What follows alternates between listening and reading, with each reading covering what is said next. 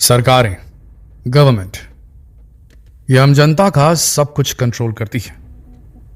हम कितना कमाते हैं, हम किस प्रकार की लाइफस्टाइल जीते हैं, हम क्या जान सकते हैं और क्या हमसे हमेशा हमेशा के लिए छिपा दिया जाएगा। दुनिया में कट्टर से कट्टर दुश्मन एक दूसरे के मित्र बन सकते हैं, दोस्त बन सकते हैं, लेकिन ये सरकारें, एक सरकार दूसरी सरकार की कभी मित्र नहीं बन सकती। हर देश तरक्की चूसना चाहता है, खींच लेना चाहता है, छीन लेना चाहता है दूसरे देश की सरकार से। पर धरती में एक जगह ऐसी भी है जहां ये सारी सरकारें चाहे कितनी ही पावरफुल क्यों ना हो, घुटने टेक देती है, उनकी शक्ति क्षीण पड़ जाती है। और जगह का नाम है अंटार्कटिका। अंटार्कटिका पहुंचते ही दुनिया के सबसे सुपर पावर देश, दुनिया के सबसे कमजोर देश बन जाते हैं। यहां ना कोई लड़ाई होती है, ना कोई झगड़ा होता है। इवन 1959 में अंटार्कटिका को लेकर एक अंटार्कटिका ट्रीटी साइन की गई है, जिसके तहत कोई भी वहां अपना मिलिट्री बेस नहीं बना सकता। उस जगह पर कभी भी कोई टेरिटोरियल डिस्प्यूट नहीं खड़ा कर सकता, यानी कि जमीन मेरी है, जमीन मेरी। हम बात कर रहे हैं उस दुनिया की जहां अमेरिका भी है, जो हर देश के अंदर घुसना चाहता है, जहां चीन भी बसता है, जो हर देश की जमीन जटना चाहता है, छीन लेना चाहता है, कब्जाना चाहता है। ऐसी दुनिया में क्या आप एक्सपेक्ट कर सकते हैं कि एक धरती का, एक जमीन का टुकड़ा ऐसा भी है जहां हर देश इस बात में एकदम सहमत है कि मैं इस जमीन के टुकड़े का 1 इंच भी नहीं कब्जाऊंगा। क्या है ऐसा अंटार्कटिका की धरती में? एक ऐसी धरती जिस तक कभी कोई नहीं पहुंच सका है। हम झूठ नहीं बोल रहे दोस्तों, अंटार्कटिका की जमीन पे कदम अभी तक पूरी तरीके से नहीं रखा गया है, क्योंकि अंटार्कटिका की जो जमीन है उसके ऊपर कई किलोमीटर बर्फ की चादर है। कई किलोमीटर बर्फ की चादर है, यानी कि हर साल थोड़ा थोड़ा सीजन के साथ पानी इन ग्लेशियर से रिसता है और यही फ्रेश वाटर, यही ताजा पानी हमारे नदियों तक पहुंचता है और हम इसे पीते हैं।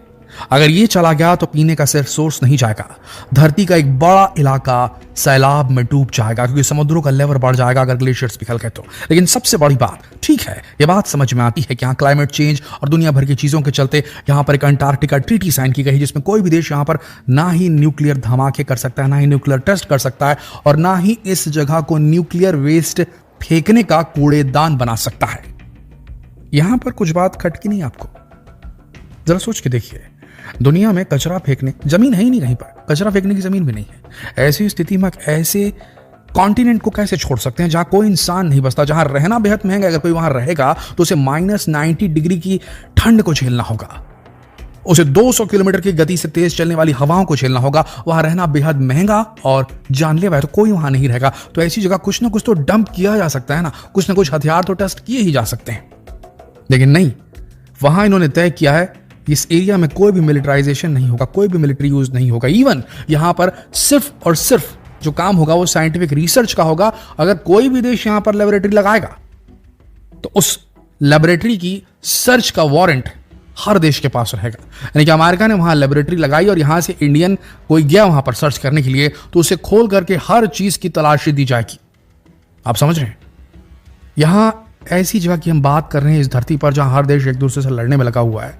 एक ऐसी जगह जहां कोई देश कुछ भी छुपाना नहीं चाहता, जहां कोई भी देश अपनी ताकत नहीं दिखाना चाहता, जहां कोई भी देश बंदूक क्या, गोली क्या, कुछ भी नहीं रखना चाहता। ऐसा क्या है अंटार्कटिका में? क्या आपको यह नहीं लगता कि अंटार्कटिका की बर्फ की जो चादर है वो कितनी महत्वपूर्ण है? क्या हमारे वैज्ञानिकों को 1959 से पहले मालूम ही नहीं था इस बारे में?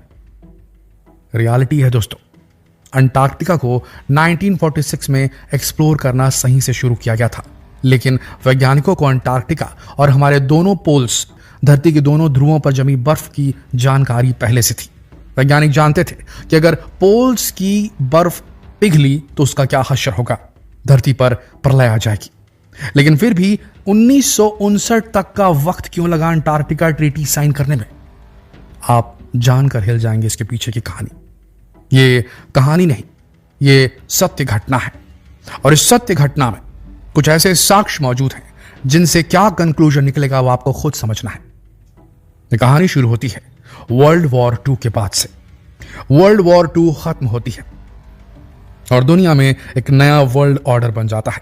अमेरिका जिसमें सबसे टॉप पर बैठता है, और उसके बाद वो तय करता है कि अब वक्त आ गया है कि उन जगहों को एक्सप्लोर किया जाए और वहां पर मिलिट्री चेक पोस्ट बना दिए जाए जहां आज तक कभी किसी ने कदम नहीं रखे। इससे पहले कि कोई और दूसरा देश खुद जाए वहां, हम पहले चलते हैं।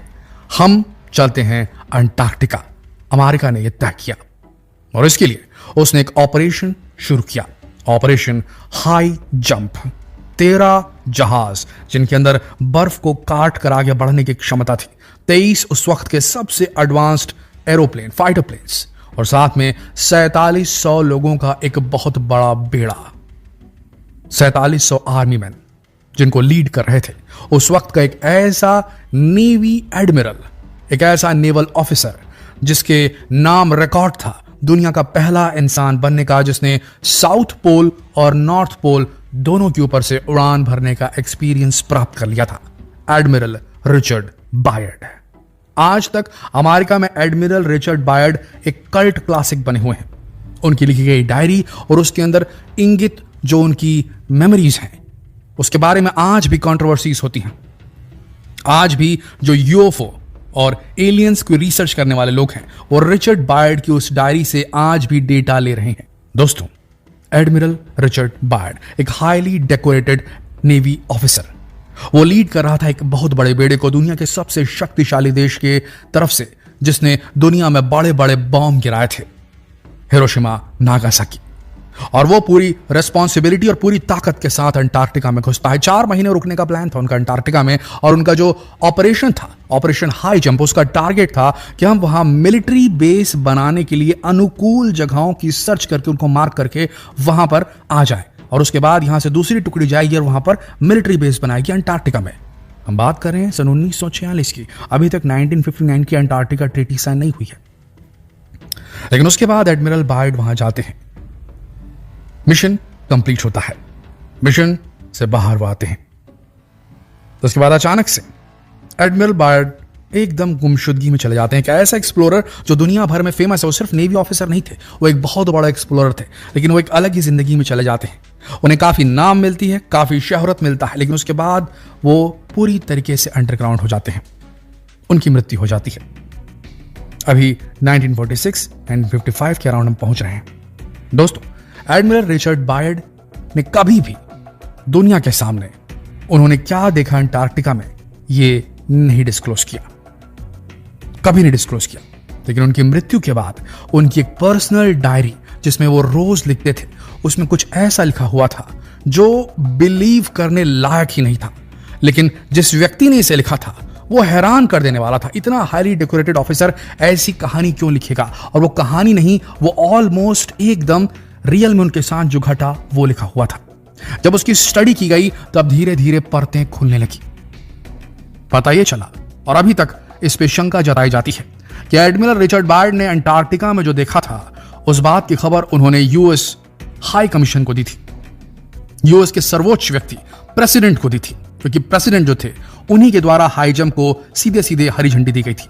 उन्होंने बात वहां बताई थी, लेकिन उन्हें साफ साफ कह दिया गया था कि ये हाईली क्लासिफाइड इंफॉर्मेशन है और इसके बारे में आप बाहर किसी से नहीं कह सकते, और इस बात को दबा दिया गया था। इवन जब ये डायरी मिली और लोगों के हाथ में आ गई, इंफॉर्मेशन आउट हो गई, उसके बाद भी इस इंफॉर्मेशन को दबाने की हर संभव कोशिश की गई।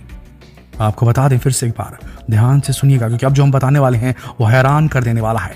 1946 रिचर्ड बायर्ड अंटार्कटिका में जाते हैं वर्ल्ड वॉर खत्म होने के बाद, और आपको बता दें दुनिया में यूएफओ, मॉडर्न यूएफओ एरा जिसे कहा जाता है, जब लोग सामने आने लगे और कहने लगे कि हमने उड़न तश्तरियां देखी, हमने अनआइडेंटिफाइड फ्लाइंग ऑब्जेक्ट्स देखे, हमें एलियंस ने अगवा कर दिया था, ये सारी बातें, ये सारा कल्चर वर्ल्ड वॉर 2 के बाद शुरू हुआ। दोस्तों, ऐसा क्या हुआ था कि वर्ल्ड वॉर 2 के बाद अचानक से लोगों का ध्यान एलियंस पे चला गया? इसके पहले भी एलियंस पे बातें होती थी, लेकिन एलियंस के दिखने की बातें वर्ल्ड वॉर 2 के बाद क्यों शुरू हुई? ध्यान से सुनिए, अब हम जो बताने वाले हैं। रिचर्ड बायर्ड की डायरी में क्या लिखा हुआ था? Richard Byrd operation high jump execute कर रहे थे। उनका टारगेट था ऐसी जगहों को खोजना जहां पर आराम से मिलिट्री बेसिस को बनाया जा सके।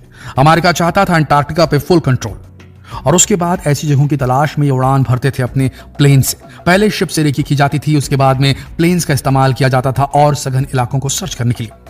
एक दिन इसी प्रकार के मिशन के दौरान उन्हें एक बहुत बड़ा छेद नजर आया साउथ पोल के करीब, धरती के साउथ पोल के करीब।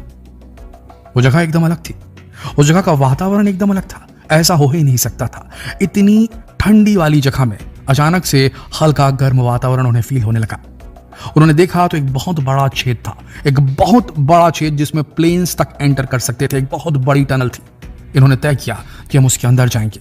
अचानक से एक अलग ही सम्मोहन था उस जगह में, जिसने रिचर्ड बायर्ड और उनके फ्लीट को, जो उसके साथ जो प्लेन्स उड़ान भर रहे थे, उन्हें अपनी तरफ खींच लिया, आकर्षित कर लिया। न था कोई भी प्लेन किसी भी टनल के अंदर घुसने से पहले 17 बार सोचेगा कि वो लैंड कहां करेगा, लेकिन ऐसा कुछ हुआ जिसकी वजह से उस बेहद विशाल काय टनल के अंदर ये सारे प्लेन इंक्लूडिंग रिचर्ड बायर्ड का प्लेन आगे बढ़ गया।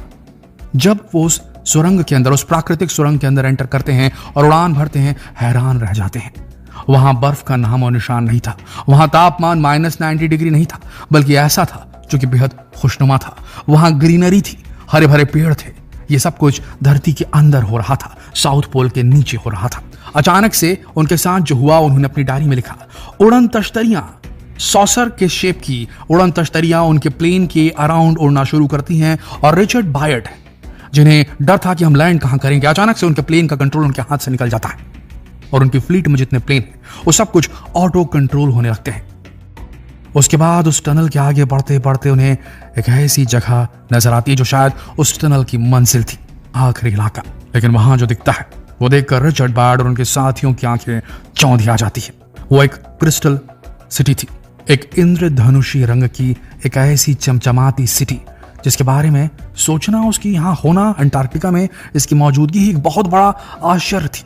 उनके प्लेन को अलग ही शक्ति ने नीचे उतारा। वो बाहर आते हैं और उनका सामना होता है शायद ऐसे लोगों से जिन्हें परग्रही एलियंस कहा जाता है। रिचर्ड बायर्ड ने स्पेसिफिकली मार्क किया है और यह वर्ड इस्तेमाल किया है, मास्टर। मास्टर ने हमें बुलाया, मास्टर ने हमें बैठाया, मास्टर ने हमसे कहा कि आप लोग जो सतह पर कर रहे हैं वो ठीक नहीं है। हम उम्मीद करते हैं कि आप लोग जल्द से जल्द ये जो वेपन ऑफ मास डिस्ट्रक्शन है, ये न्यूक्लियर वेपन्स, इन पर आपसी सहमति बना करके इन न्यूक्लियर वेपन्स को खत्म कर देंगे।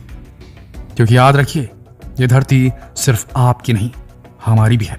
ये शब्द थे उसमें। रिचर्ड बायर्ड ने उस मास्टर नामक एक बहुत ही शक्तिशाली एक बीइंग, एक ऐसा जीव जो शायद धरती का नहीं था, उसके शब्द वहां नोट की। ये बात 1946 और उसके अराउंड की थी।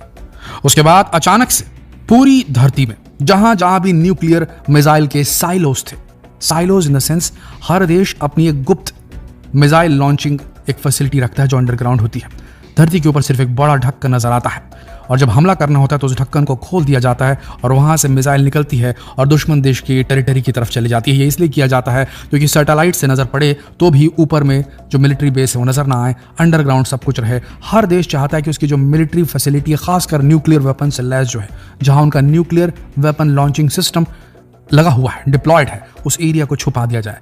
उन्हें न्यूक्लियर साइलोस कहा जाता है, न्यूक्लियर मिसाइल साइलोस कहा जाता है।